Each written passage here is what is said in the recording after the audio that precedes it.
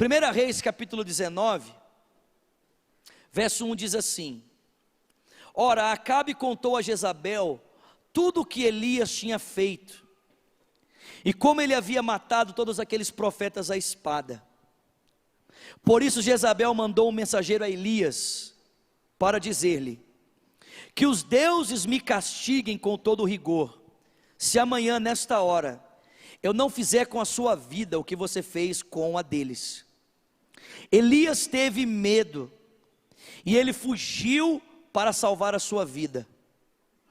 Em Berseba de Judá, ele deixou o seu servo e entrou no deserto, caminhando um dia. Chegou a um pé de giesta, sentou-se debaixo dele e orou, pedindo a morte. Já tive o bastante, Senhor, tira a minha vida, não sou melhor do que os meus antepassados. Depois deitou-se debaixo daquela árvore e dormiu. E de repente um anjo do Senhor disse a ele: levante-se e coma. Elias olhou ao redor, e junto à sua cabeça havia pão assado sobre brasas quentes e um jarro de água. Ele comeu, bebeu e deitou-se de novo. O anjo do Senhor voltou, tocou nele e disse: levante-se e coma, porque a sua viagem será muito longa. Ele então se levantou, comeu e bebeu, e fortalecido com aquela comida, viajou 40 dias e 40 noites, até que chegou a Horebe, o monte de Deus, e ali entrou em uma caverna para passar a noite. Bom, eu imagino que a maioria de nós aqui conhece a história de Elias, e é muito interessante perceber que Deus levanta Elias num momento muito caótico na nação. O texto diz que Elias de Tisbe se levanta na autoridade e no poder do Espírito Santo, para trazer uma palavra à autoridade maior da nação, ao rei da nação. Gente, olha que interessante, quando você pesquisa a geografia dessa época, quando você pesquisa pela cidade de Tisbe, sabe o que você descobre? É que essa cidade era tão pequena e tão insignificante, que nem na geografia, no mapa de Israel ela estava nessa época. Elias vem de uma cidade insignificante, o texto bíblico nem faz menção a respeito da sua família, mas por causa de uma palavra do Senhor, da autoridade do Espírito Santo, ele se levanta, vai direto à autoridade maior da nação e diz: não vai chover, não vai chover, por causa da palavra que o Senhor tem me dado, não vai cair água, não vai chover. E o texto bíblico diz que por 3 anos e meio, a nação de Israel passa por um tempo de seca terrível. Gente, eu não sei se você é de Belo Horizonte, de uma outra cidade, mas preste atenção, imagine a sua cidade, 3 anos e meio sem cair uma gota d'água. Nós aqui em Belo Horizonte experimentamos um pouquinho dessa aflição, o ano passado e o ano retrasado, quando no alto do verão, a água começou a faltar, alguns bairros começaram a ter saneamento, o pessoal começou a ficar desesperado, né, as mídias sociais bombardeando o tempo todo para economizar água. Agora imagina você, 3 anos e meio sem água. E o texto bíblico diz que nesse tempo de escassez total, aonde a agricultura era prejudicada, a economia era prejudicada, aonde a agropecuária era prejudicada, todos os setores da sociedade, o texto bíblico diz que de uma forma espetacular, o Senhor proveu tudo o que Elias precisava para ele e para as pessoas que estiveram com ele, para que nada lhe faltasse. E quando venceu então os 3 anos e meio, o texto bíblico diz que Elias vai até Acabe e diz para ele: prepara porque vai chover. E ele faz um desafio, ele desafia então os profetas de Baal, ele sobe a uma montanha. O texto bíblico diz que ele permite que os profetas façam um altar, invoquem o seu Deus. E gente, a confiança de Elias está tão grande a respeito da maneira como Deus vai agir de forma sobrenatural, que a Bíblia diz que ele zomba dos 400 profetas de Baal e dos 450 de Astarote. A Bíblia diz que Elias olha para eles e diz: olha, clama mais alto, né? Pode ser que ele esteja de férias, pode ser que ele esteja no banheiro, né? Ou quem sabe ele está velho demais e está com dificuldade para ouvir. E a Bíblia diz que no final então daquela tentativa de fazer com que fogo viesse do céu, Elias então repara o altar, ele repara as pedras, ele coloca o sacrifício e ele encharca o altar de água. E diante de todo o povo, então Elias clama ao Deus de Israel, e fogo vem do céu, e consome o altar, consome a água. E por causa disso Elias então desafia a nação à fidelidade. E então esses profetas são mortos. Elias diz para Acabe: vai chover, e ele começa a orar. O seu servo diz para ele: olha, eu estou vendo uma pequena nuvem do tamanho da mão de um homem. Mas para Elias isso é suficiente para esperar um vendaval, uma tempestade. Ele desce correndo, e o texto bíblico diz que naquele dia água torrencial desceu sobre Israel, irmãos. Agora olha que interessante, a questão de pouco tempo depois, gente, milagre, provisão, feitos espetaculares. Eu não sei, alguém aqui já teve essa experiência de orar e cair fogo do céu? Esse cara recebe uma notícia, e a notícia que ele recebe é a seguinte: se prepara, porque amanhã eu vou fazer com você o mesmo que foi feito com os profetas de Baal.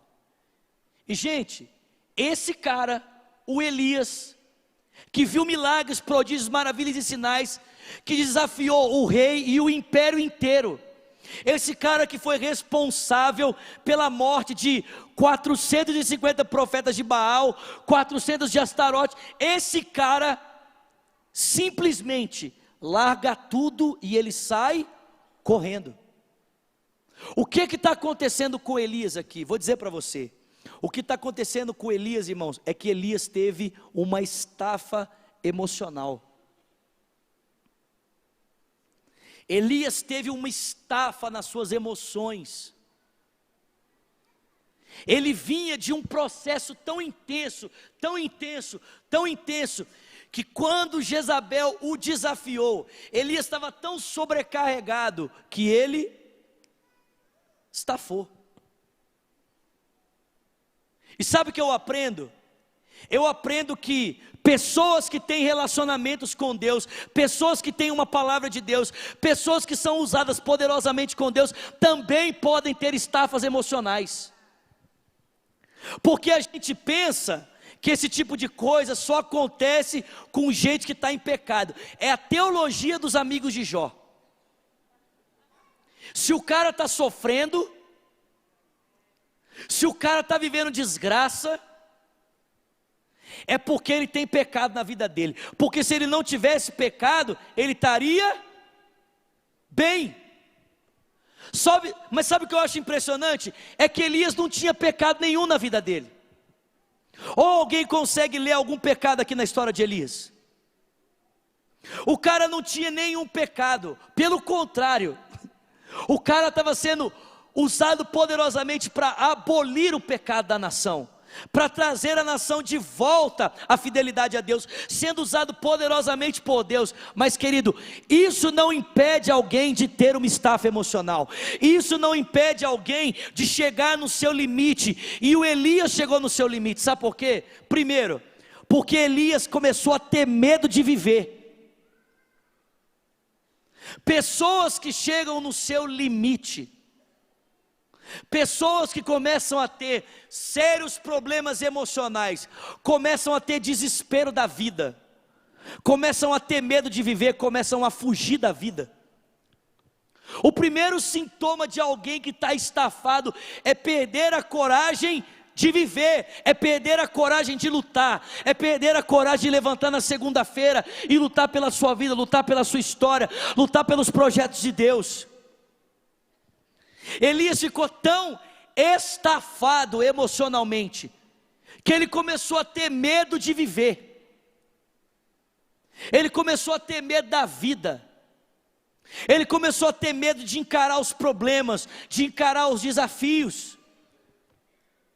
Segundo, Elias começou a buscar propositalmente o isolamento. O cara não queria mais conversa com ninguém. O texto bíblico diz para mim e para você que ele tomou o seu servo, o deixou e caminhou em direção ao deserto para ficar sozinho. Gente, preste atenção. Existe uma grande diferença entre esse perfil depressivo, melancólico, que gosta de isolamento, e uma pessoa que está tão estafada emocionalmente, que ela anseia ficar sozinha, porque ela não quer ter problema para lidar com ninguém. Existem pessoas que a personalidade delas requer um tempo para ficar sozinha, sim ou não? Quem é dessa personalidade aqui? Né? 100%, estou brincando. Mas escute, depois que você fica um pouco de solidão, o que acontece? Você volta para a convivência das pessoas, você retoma a sua história, você retoma a sua vida, você retoma os seus relacionamentos. Mas uma pessoa que não quer ter relacionamentos, uma pessoa que quer viver sozinha, uma pessoa que tem medo de lidar com a relação com as pessoas, essa pessoa, ela não tem um perfil emocional, ela tem problemas emocionais.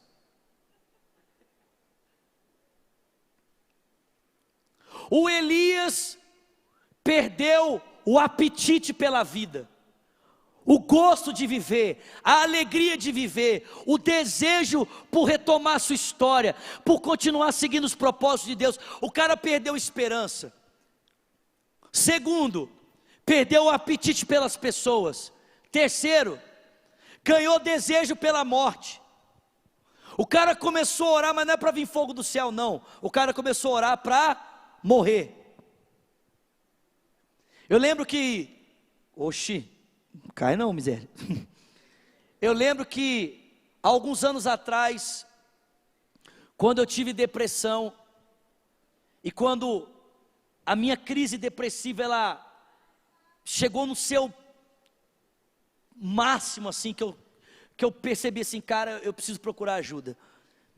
Gente, eu perdi mais de 5 quilos em uma semana. Eu parei de dormir, eu parei de comer, eu só chorava.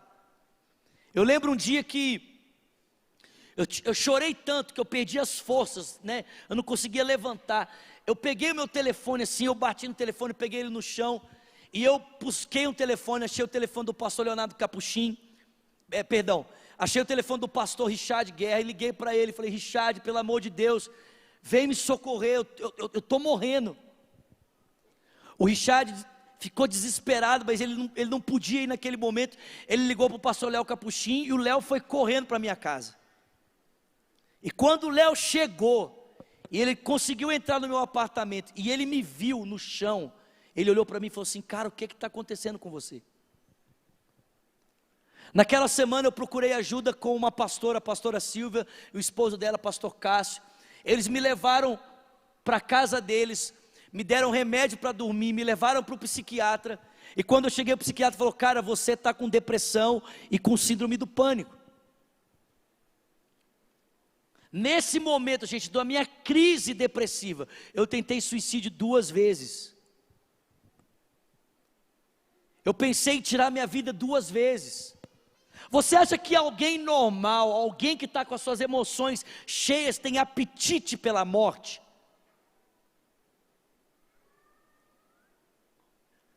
O Elias perdeu a coragem da vida, o Elias perdeu o apetite pelas pessoas, o Elias começou a desejar a morte, e mais, a vida dele se resumia a 2 coisas: o cara dormia e comia. O cara só queria dormir e o cara só queria comer. Ele estava tão estafado emocionalmente que ele não tinha condição para mais nada senão para dormir. Talvez você esteja aqui essa noite nessa mesma situação. Você não é um pastor, você não é um líder, mas as demandas da vida estão sugando o seu tanque emocional. Talvez o seu casamento esteja num momento complicado e o seu tanque emocional está sendo sugado. Talvez você está lidando com um problema na sua família e o seu tanque emocional está sendo sugado. Mas a gente cuida de várias coisas, mas não cuida do coração, não cuida das emoções, não tenta suprir esse desgaste emocional. E o que acontece é que tanque vai se esvaziando, e se você não enche, uma hora ele chega no seu limite. E quando ele chega no limite, a gente perde a coragem de viver, a gente perde apetite pelas pessoas, a gente perde o interesse de lutar pela vida. A gente só quer dormir, a gente só quer comer, não quer fazer mais nada. E muitas vezes a solução para o nosso problema, muitas vezes pode passar até pelo suicídio. Augusto Cury, famoso psicólogo, e psiquiatra dos nossos dias, ele diz que o suicida na verdade não quer se matar, ele quer matar o seu problema, mas como ele não sabe como resolvê-lo, ele opta por tirar a sua vida. Sabe o que é interessante? É que Deus, escute isso aqui, Deus não apareceu para Elias e falou assim para ele: pô Elias, que absurdo, hein?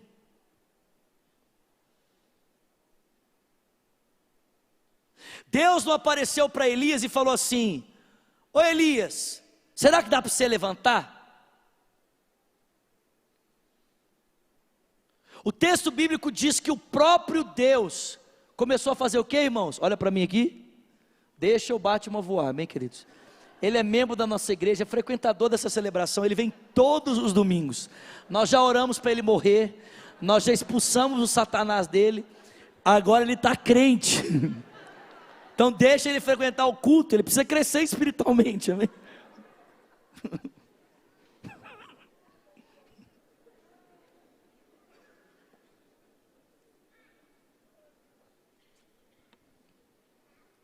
Eu não sei se você percebe, deixa ele vir, venha Batman. Eu não sei se você percebe, mas Deus deu descanso para Elias. Tem alguém comigo aqui? Meu irmão, se você está nessa situação, Deus não está exigindo de você ore mais, Deus não está exigindo de você leia mais a Bíblia, Deus não está exigindo de você venha mais à igreja. Se você está nessa situação, Deus tem uma palavra para você hoje. Você precisa comer, dormir e descansar.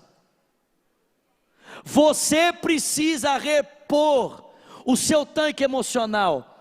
Eu não estou dizendo que ler a Bíblia não é importante, eu não estou dizendo que vir à igreja não é importante, não estou dizendo que orar não é importante. O que eu estou dizendo é que se você está tão estafado que não tem condição para isso, Deus não está pondo um peso sobre você, Ele está querendo que você reponha o teu tanque, o teu estoque emocional, para que você tenha condição de se colocar em pé e voltar à sua vida normalmente. Descansa. Alguém pode dar glória a Deus por isso? Descansa.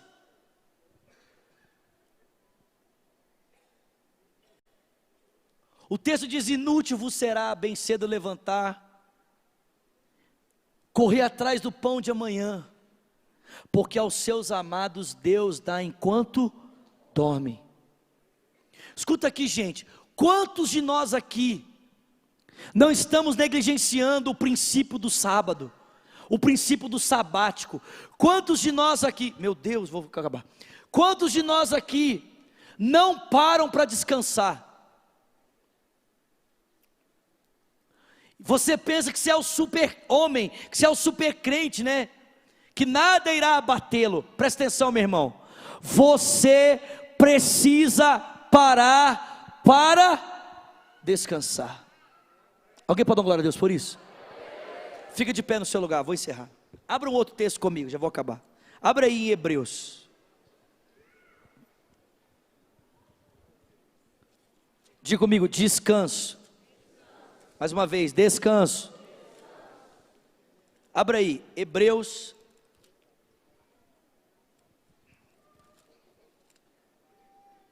Capítulo 4. Deus deu para Elias um descanso físico. Diga comigo, descanso físico, amém? Mas querido, escuta aqui, a cama só não resolve. Parar só para descansar dentro do quarto não resolve, porque eu conheço gente aqui que dorme pra caramba, mas continua sobrecarregado. Porque o descanso físico é importante, sim ou não? Mas ele não é tudo. É necessário que a sua alma aprenda a descansar. E foi isso que Deus fez com Elias. Quando a presença de Deus o chamou para fora da caverna, e Elias foi surpreendido com aquela manifestação de Deus. Primeiro, uma tempestade. Aí Elias procurou Deus na tempestade, mas ele não estava.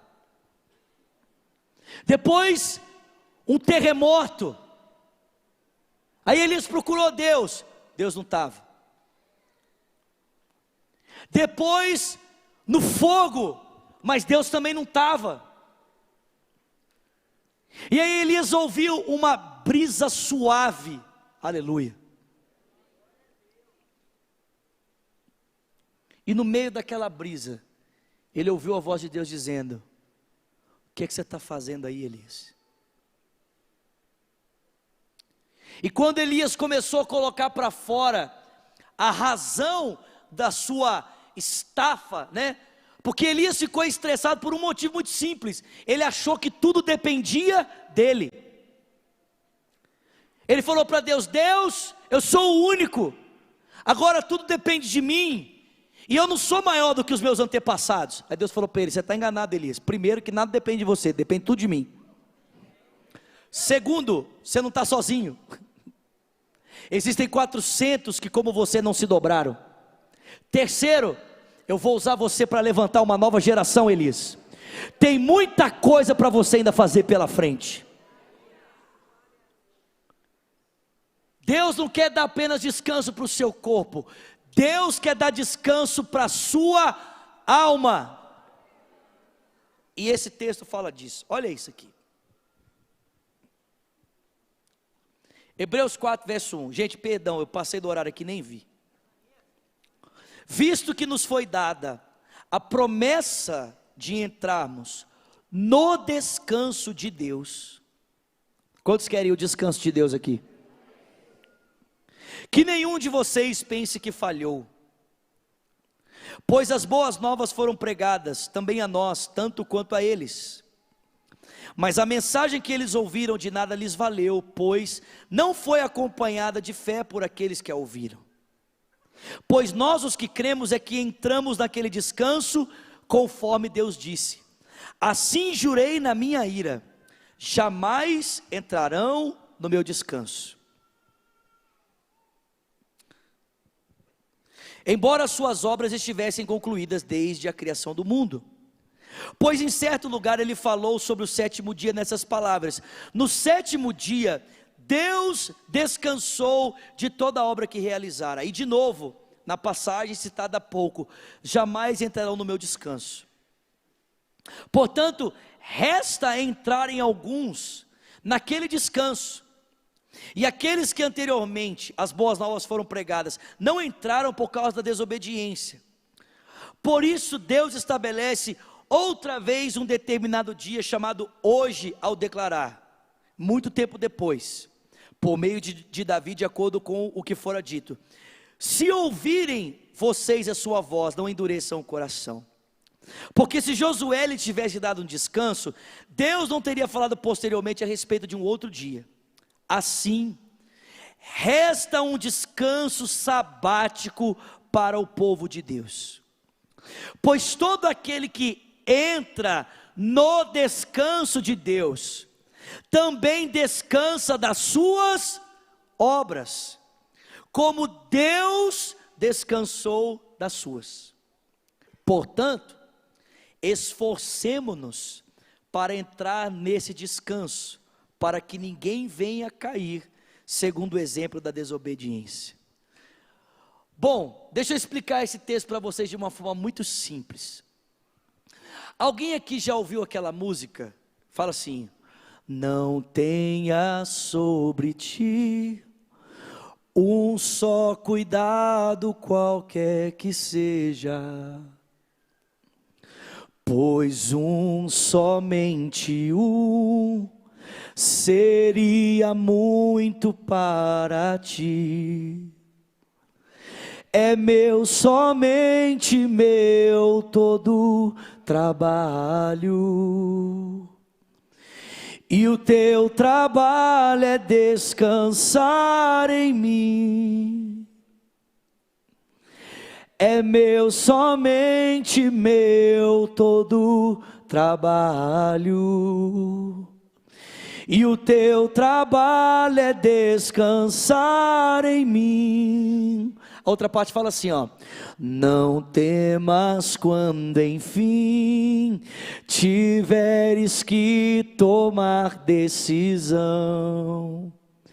Entrega tudo a mim, confia de todo o coração. É meu, somente meu todo trabalho. E o teu trabalho é descansar em mim. Sabe por que a nossa alma não descansa? Porque a gente pensa que a nossa vida depende de quem?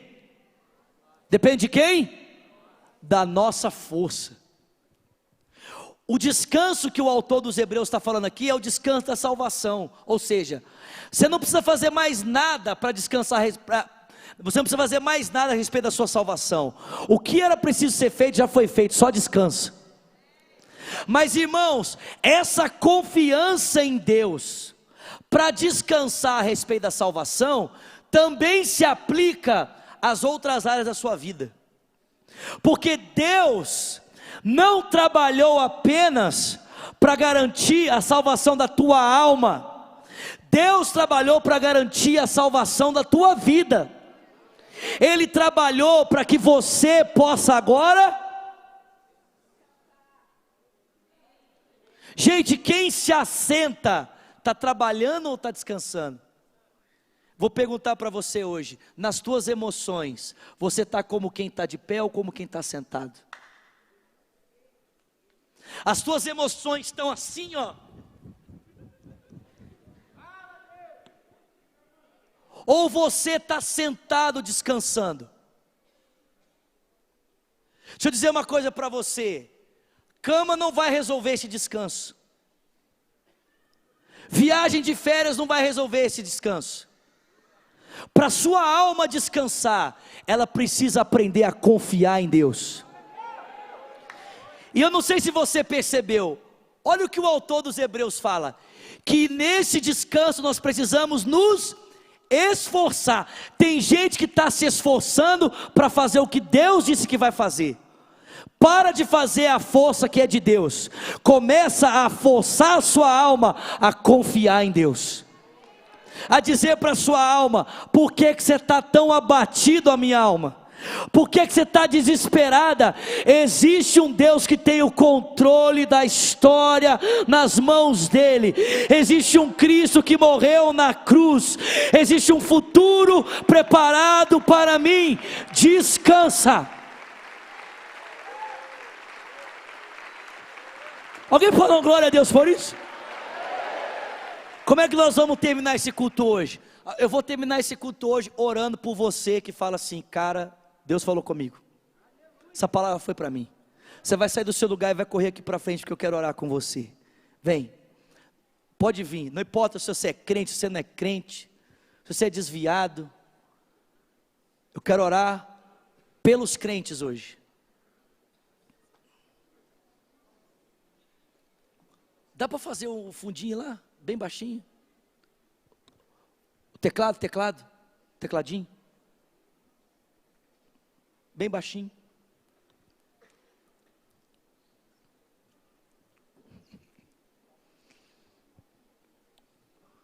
Pastor, o senhor está querendo dizer então que eu não devo procurar um psicólogo? Não é isso. Nós temos psicólogos aqui na igreja, amém? Se você precisar de um psicólogo, na juventude nós temos psicólogo, na casa pastoral nós temos psicólogo.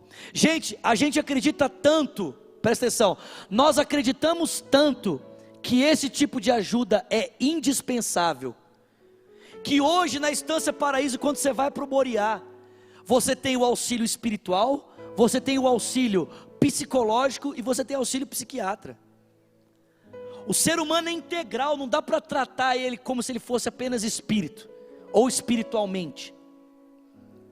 Nós temos um psicólogo aqui, num valorzinho mais barato, pode vir, gente boa trabalhando. Nós também temos um psiquiatra aqui. Há dois 2 meses. Cadê minha esposa? Amor, onde está você? Ah, tá. 2 meses que eu fui no Ismael, 2 meses, né, que eu estou tomando remédio. Há 2 meses atrás eu fui no psiquiatra. Conversei com ele, cara, está acontecendo isso comigo. Ele me deu um remédio, falou assim, cara, vou te dar um remédio para você equilibrar a sua taxa hormonal. Eu tomo remédio. Eu não estou dizendo que você não tem que procurar psiquiatra, não estou dizendo que você não tem que procurar psicólogo, não é nada disso.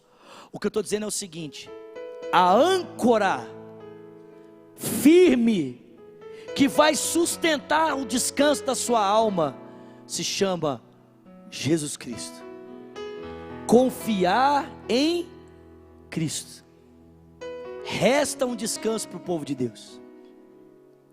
Quem se assenta, descansa das obras. Então põe a sua alma para sentar, irmão, e descansa. Amém? Você pode estender suas mãos para cá. Talvez você está aí no seu lugar, mas tem muitos irmãos que estão aqui na frente, ó. Olha quantos irmãos aqui na frente.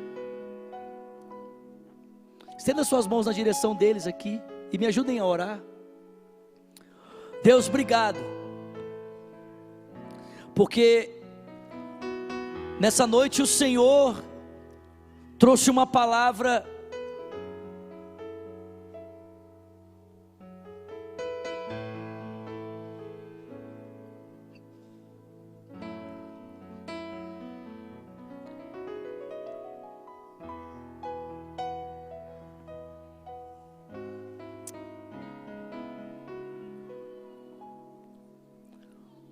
Deus, quantos não estão aqui, Senhor, já andando, Senhor, literalmente na reserva, Deus,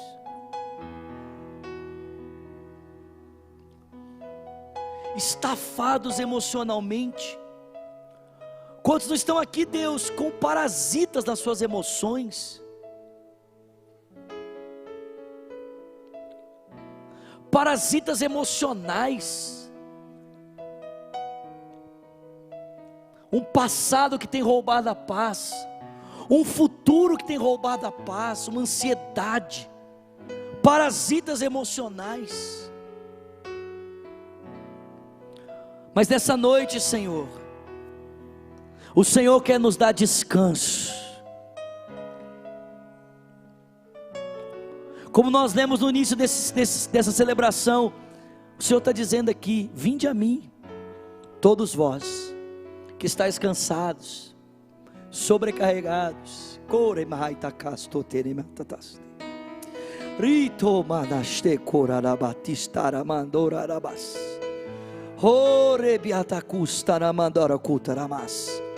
vinde a mim todos vós que estáis cansados e sobrecarregados, e eu vos aliviarei.